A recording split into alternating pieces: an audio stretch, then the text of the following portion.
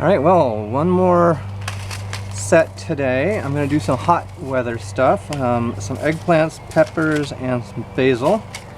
Basil's a little odd because they're coated seeds in this pack, so it'll be a little different. I've got my starter pots here. These I just planted with my melons and cucumbers and squash. That's in the last video. So I'm going to fill some of these with my peppers and eggplants. You do want to keep things that are going to germinate are about the same time together, so they're all coming up and you're not trying to get some things out when others are still down in the soil. So one tray like this, I'm going to put my peppers and eggplants all in this one. I'm going to put my basil in this one, and those I'm going to reserve for something else later. When I do this, I keep a map or a little chart of what I've planted where.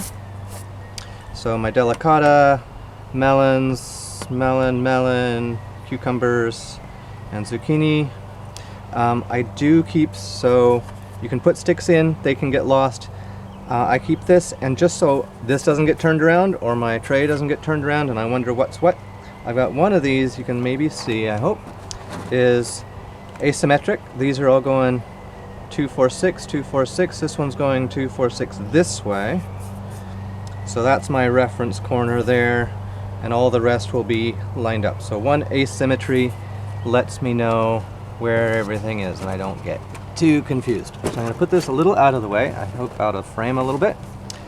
Got my seeds here. My potting soil is sort of homemade. Peat moss and garden soil and chicken soil out of the chicken pen, and some sand to break it up a little bit. If you want to buy potting mix, seedling mix, those are all great. You want it fairly sterile, you want it nice and crumbly, fine grained. I go through and get all the stones out. If you've got a 1/4 inch or so hardware cloth, you can push it through there to get sift it through there to get the stones out. I didn't bother, I just sort of pick things out as I go, and it works out okay. So let's start with the peppers and eggplants. They don't need to be too deep in there, so I'm going to fill these almost all the way up. It's got a bit of a crack in it. These pots are a little flimsy. They last a few years and then they break apart. So get starts in them.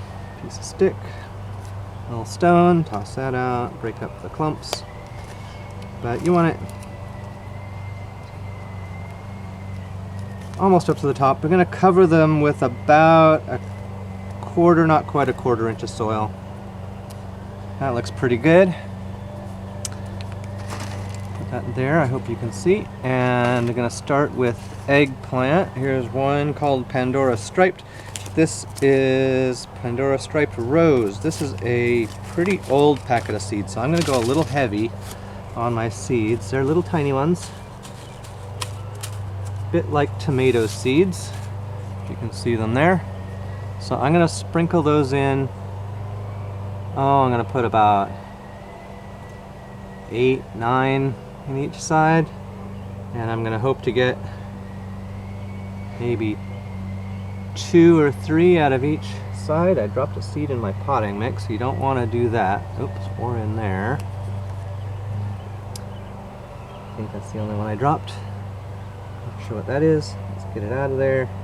Yeah, that's all. Alright, let me put just a couple more in there, because this is about an 8-year-old pack of seed.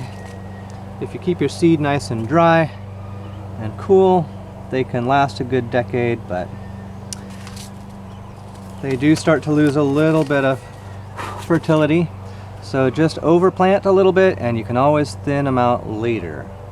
So I'm going to do that, and then this one's called Rosa Bianca. It's another pale pink fleshed or pink skinned eggplant, and likewise, oh, there's not a whole lot of this left, so I'm just going to go ahead and use it. What do we got? About 8, 9, 10 seeds, so 5 per side. Hope I'll get 1 or 2 per side coming up. And 1, 2 to spread them out so the roots that are coming up don't interfere with each other and they're easier to separate. Alright, and then my pepper.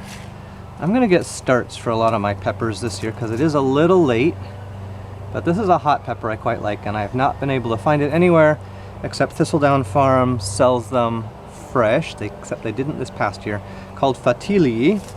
And these are seeds I salvaged out of one of their peppers, so I'm going to try growing it this year. Hot peppers, little pro tip, they are very tender perennials in their native latitudes. They are perennials, and if you want to plant them in a pot, you can totally bring them in for this winter and keep them growing all year round. Just bring them in before it starts to cool off. Once they feel the temperature shift, they're about done for. So keep it, bring them in early October in these climate. Let's see, these are pretty fertile, but I'm gonna go ahead and, I'm gonna put 5. Should do it. These are just from a year or so ago, so I'm gonna put 5. Oh, what the heck, 6, I got plenty. It's the nice thing about saving seeds from peppers is you've got plenty of seed. I will be doing some seed saving videos later in the season when it's time, so keep tuned for that. You can subscribe. Ooh, it's still got some spiciness to it just on the seeds. So then cover it up, like I said, with about a 1/4 inch. Wow, these are very, very spicy peppers, and just handling the seeds, starting to feel it. Better make sure I wash my hands thoroughly before I do anything else here. So dust that soil on top, break up the clumps if there are any. But these kinds of plants, they're pretty rugged. When they want to grow, they'll just push up through just about anything. Tap that down a little bit, and now that was Pandora and Rosa Bianca and Fatilii. So I'm going to put that there. I'm going to put that down in my chart and get those out of my way. And I've got my cells oriented like that. And that's not very straight. That's okay. Pandora, and I know that's an eggplant.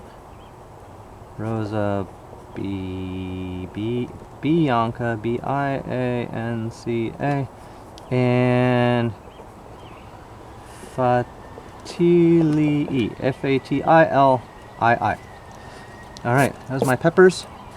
Now peppers and eggplants and tomatoes like it really warm to germinate properly. Once they're germinated, they're a little more forgiving, but they need a good 75 degrees.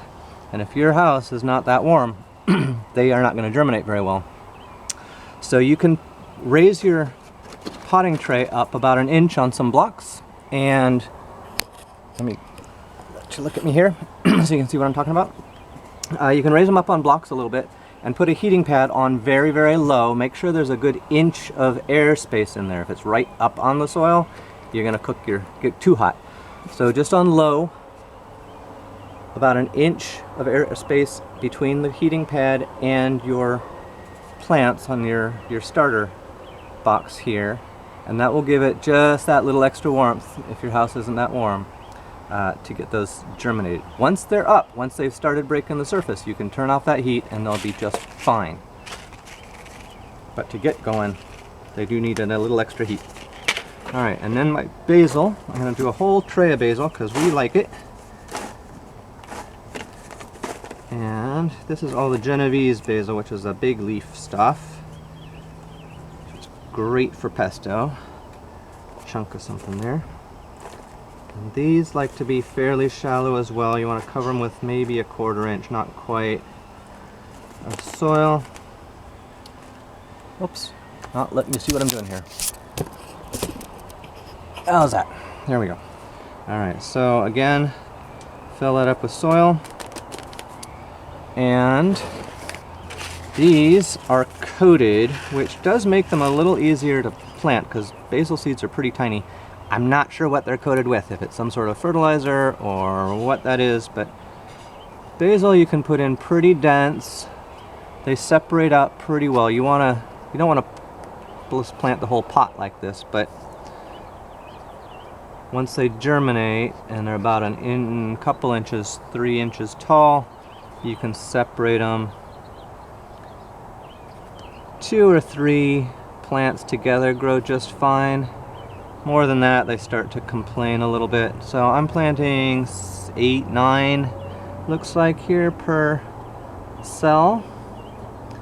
Don't want them right next to each other. Spread them out a little bit. So this coating definitely is helping me see that. They're little black seeds otherwise, and they are a little hard to see to make sure they're separated when they're not coated. These were gifted, so I'm not going to complain. Oops. And it's easy to see when you drop one in your potting mix too and pick that up. So let's see. Couple more. That'll do. That looks good. Now, let's go back to next year. Did not drop any in there. Done with those, and again, cover that up with just a light coating. Not any big clumps, not any sequoia needles.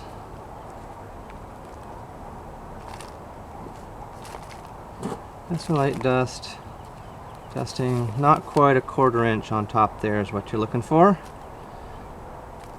In general, the bigger the seed, the deeper they go. So beans and peas and squash need to be almost 1 inch deep. 1.5 inches even is fine. These guys are a little shallower. Celery seeds are really fine seeds like that. Just a really light dusting of soil on top. So that's my basil, and I'm just gonna write in big Genovese basil, and they also like it quite warm to germinate, so I'm gonna add a little extra heat there. And now I've got 2 more spots here for something tomorrow. I've got what have I got? I've got some cabbages to plant. I'll have to think of something. Maybe some extra herbs or something. I'll be back pretty quick with something to fill those last few slots, and we'll get these things sprouted and see how they go. Get them into the garden.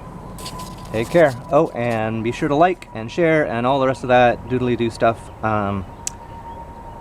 Give me comments if things aren't clear. I'm happy to answer questions, and if there's something special you'd like me to cover, I'm open to recommendations for topics. So, take care, and we'll see you next time.